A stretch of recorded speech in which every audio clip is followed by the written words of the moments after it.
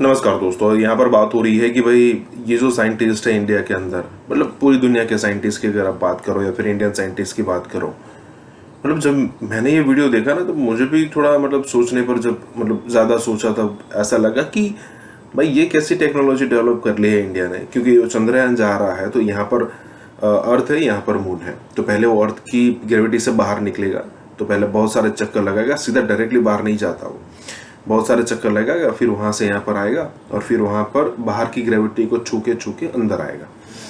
तो उसमें कई सारी जगह ऐसी होती है जहाँ पर स्पीड को कम करना होता है, स्पीड को ज़्यादा बढ़ाना होता है, थोड़ा पुश देना होता है, जैसे यहाँ पर बात की गई कि थ्रस्ट देना पड़ता है। तो ये सारी चीज़ें मतलब बैठे बैठे हम पृथ्वी पर कर रहे हैं।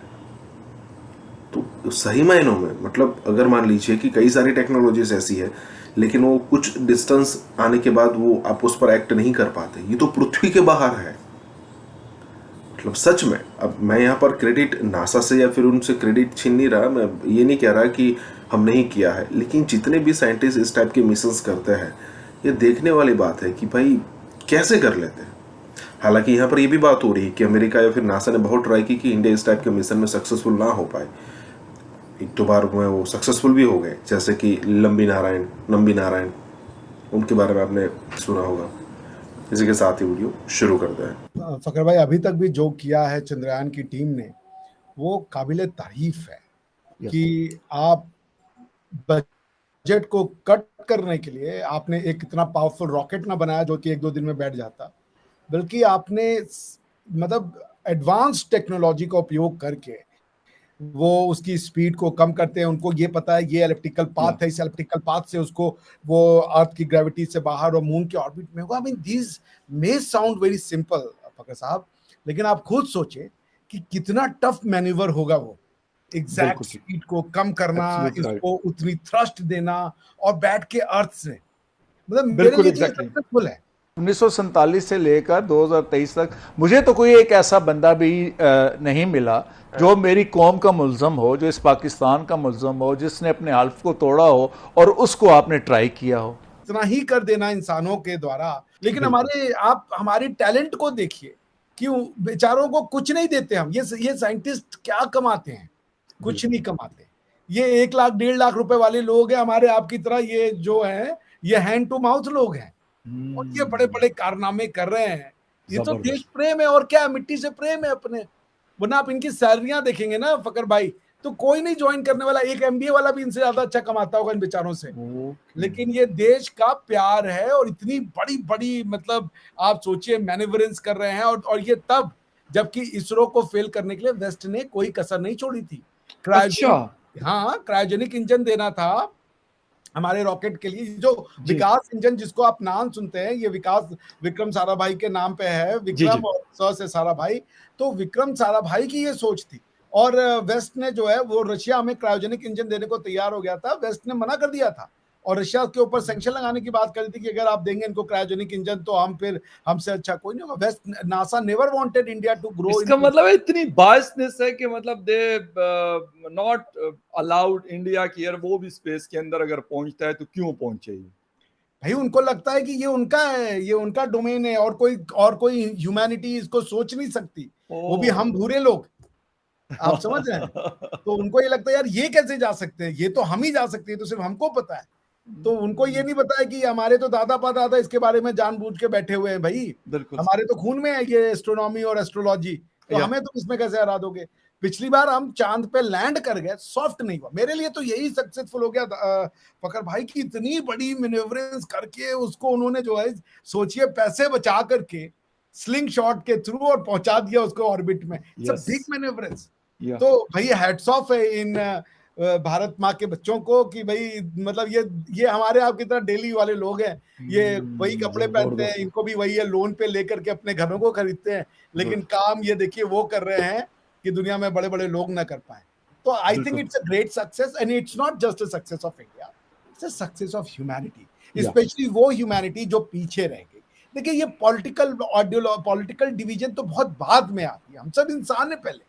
That's all what matters. ठीक है ना? ये एक पॉलिटिकल डिवीजन हमारे फैसिलिटी के लिए बना था, ये हमारे को और ज्यादा पोलराइज करने के लिए नहीं बना था।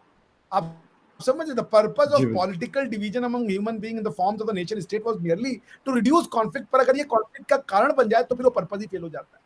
तो हम सब एक इंसान है, ठीक है ना, कि हमारे अपने अलग अलग घर हैं, लेकिन ये थोड़े कि घर से फकर भाई निकलेंगे और बिल्कुल अभिषेक जी निकलेंगे तो हम एक दूसरे को मिठाई नहीं देंगे, एक दूसरे की सफलता पे गले नहीं लगाएंगे। कभी बिल्कुल फकर भाई सफल बिल्कुल होंगे तो हम उनकी एग्जैक्टली सफलता को शेयर करेंगे, और हम सफल होंगे तो फकर भाई करेंगे। तो ये जितनी बिल्कुल इंडिया की है फकर भाई, ये उतनी आपकी है। बिल्कुल, इसमें कोई डाउट नहीं है। और यकीन करें कि आपने जो बात की कि जी बड़े आम से लोग, और जब आम से लोग इस तरह का बड़ा काम करते हैं तो उसकी जो इम्पोर्टेंस होती है वो और बढ़ जाती है, क्योंकि जिनके पास 200-200 साल 300-300 साल से रिसर्च एंड डेवलपमेंट पे वो अरबों बिलियन ऑफ डॉलर्स वो स्पेंड करते हैं, तो उनकी उनकी तो चले दुनिया ही अलग है ना। फिर इस वर्ड से, और वो भी एशिया में, साउथ एशिया से कोई कंट्री या फिर उसके साइंटिस्ट उठते हैं, तो मेरे ख्याल में इसमें कोई शक नहीं है कि बड़े प्राउड की बात है, फखर का समय है हम सब के लिए, no doubt about that. And हम फिर कहेंगे कि बेस्ट ऑफ लक। और ये वाली बात आपकी, क्योंकि मैं अभी बीबीसी की स्टोरी पढ़ रहा था और उन्होंने वो पिक्चर अपनी स्टोरी के उस पे टॉप पे लगाई हुई है कि ये चंद्रयान के कैमरे से ली गई वो पिक्चर है सरफेस की मून के, और वो सारा कुछ नजर आ रहा है कि भाई वो उसके बिल्कुल करीब पहुंच गया। हालांकि अभी 23 तक टाइम है, और वो कह रहे हैं कि अभी उसकी स्पीड कम करनी है, और पूरा जो प्रोसीजर है, लाजमी सी बात है, वो साइंटिस्ट जो है वो उसको समझते हैं कि उन्होंने कैसे इसको करना है। अगर वहां तक पहुंचाया तो आई थिंक सो कि ये लैंड भी सक्सेसफुली कर अच्छा जाएगा। सोचिए कि उनको डेट भी पता है यार, गजब लोग हैं भाई सर, ये उनको डेट बिल्कुल पता है। एक अलग दुनिया में एक भेजने के अलग ही लिए। दुनिया है भाई उनकी। अब मतलब चांद एक अलग ही दुनिया है ना, वो इस दुनिया में तो नहीं है, ये तो बिल्कुल एक अलग वो है, जिस जिस हम उस पे रहते हैं प्लानिट पे, वो एक अलग फिर दुनिया है। अच्छा अभिषेक साहब, एक तो ये है चंद्रयान वाली बात, और आपने कहा कि वेस्ट को इस मतलब बड़े बायस थे इस चीज के ऊपर कि वो ना करे, इंडिया हो या फिर अगर उनको अलाउ नहीं करें तो फिर बाकी किसी और को कैसे अलाउ करेंगे, कि उनके साथ इतनी दोस्ती के बावजूद भी वो कोशिश करते हैं कि रोका जाए। अच्छा, दूसरी बात आते हैं चाइना, इंडिया और पाकिस्तान की तरफ। दोनों साथ साथ, बल्कि तीनों साथ साथ हैं, आपस में बॉर्डर शेयर करते हैं सारे। ये कहा जाता है कि जी पाकिस्तान को चाइना इस्तेमाल करता है और ये सारी चीजें। क्या आपको सच्चाई इसमें लगती है कि वाकई ऐसा है, या क्योंकि जंगें तो हमारी पहले से हुई है, उसमें चीन वीन का तो शायद वो नहीं था, लेकिन उसके बावजूद हमारी जंगें हुई, तो अब वाकई ऐसा है कि चीन इस्तेमाल करता है, और फिर पाकिस्तान को जब जरूरत होती है तो चीन को कहता है कि अगर इंडिया परमानेंट मेंबर बनता है यूनाइटेड नेशन का, या फिर कोई और चीज होती है तो कहते हैं यार यहाँ पे आप इसको वीटो कर दें, ऐसा कुछ। देखिए फकर भाई, पाकिस्तान की जो समस्या है ना, वो समस्या ये है कि वो ट्रूथ और फैक्ट को समझते नहीं है ठीक से।